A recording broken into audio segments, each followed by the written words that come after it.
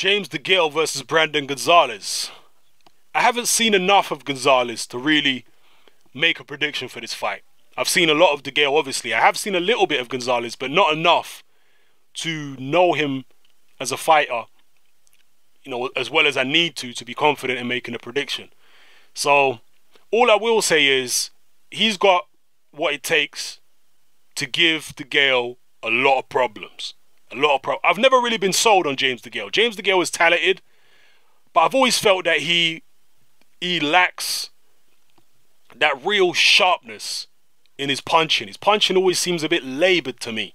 When he's letting his hands go in throwing combinations, he could look quite good, but a lot of the time he still slaps. Still looks a bit lethargic in the ring at times. I know he's relaxed, and it's always good to be relaxed, but you see a guy like Mayweather, he's relaxed, but when his punches come out, they're sharp. Degale don't have that. When his punches come out, they seem a bit laboured and a bit sloppy at times. You know, he has this slickness, but lacks urgency for me. A great example is George Groves. George Groves, again, I mean, maybe he's not really relaxed in the ring most of the time, but certainly when George Groves punches, there's a tremendous sharpness. When George Groves decides to turn up the temperature, to up the pace in the fight, he can look spectacular. You know, when he fought that guy, that Latino guy over there in America, I can't remember the guy's name, but when he decided to turn up the temperature on that guy, wow, George Groves looked spectacular when he was taking him out. He was able to go through the gears and throw these explosive combinations of punches. James Degale just don't have that same kind of snap, that same kind of intensity in his work that other fighters have. A lot of other top fighters have.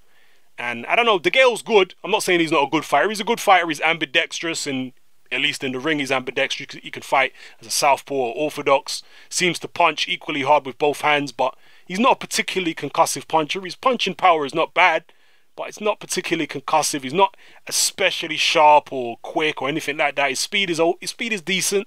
His power is okay, but there's nothing spectacular there.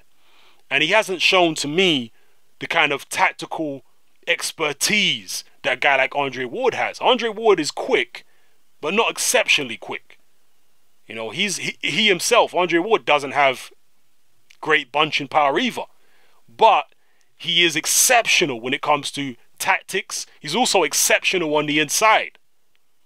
Okay, he knows how to maul and tie you up, and you know, people call it dirty tactics, people call it rough tactics, but whatever it is, it works. Okay, Andre Ward doesn't tend to do what Vladimir Klitschko does and just grab and hold on for dear life and lean all over you. No, he'll grab hold of one of your arms and then hit you with the other arm, which is actually permitted in boxing, by the way. That kind of grappling on the inside is not illegal. Yeah, but when you're just grabbing your opponent and preventing them from punching altogether, that is illegal, especially when you're doing it excessively. Pushing down your opponent's head, that's also illegal.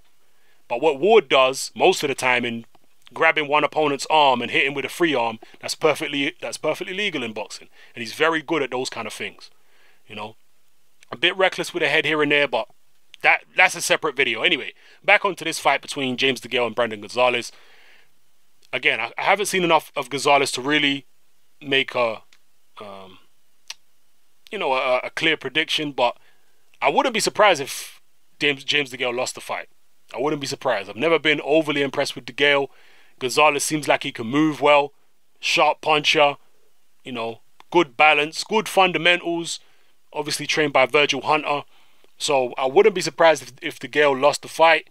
And it would really be fitting for Degale to lose the fight. I'm not wishing anything bad on him, but he's got this such a miserable persona, James Degale.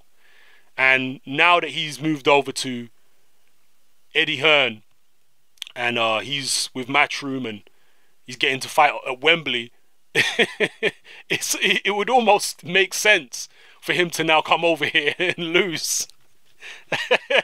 Some of you probably understand what I'm saying, but you know, it is what it is. Those of you who have seen Brandon Gonzales more than me, give me your prediction, give me your assessment. Who do you think is going to win this fight? Brandon Gonzales certainly, well, probably won't get any favours from the judges fighting in the UK. But then again, James Degale's not really that popular here.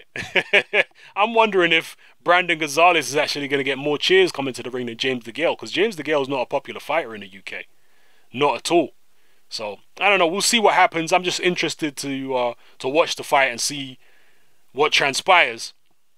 But you know, it's one of them things in terms of Degale's popularity. But interestingly enough, when I watched the weigh-in for Froch Groves, Froch and Groves both got their fair share of boos. I think Froch definitely got more boos than Groves, the fight being in London and whatnot. But it was interesting to see both of them get quite a lot of boos. And if they're getting that amount of boos, I can only imagine the kind of boos that James Degale's gonna get.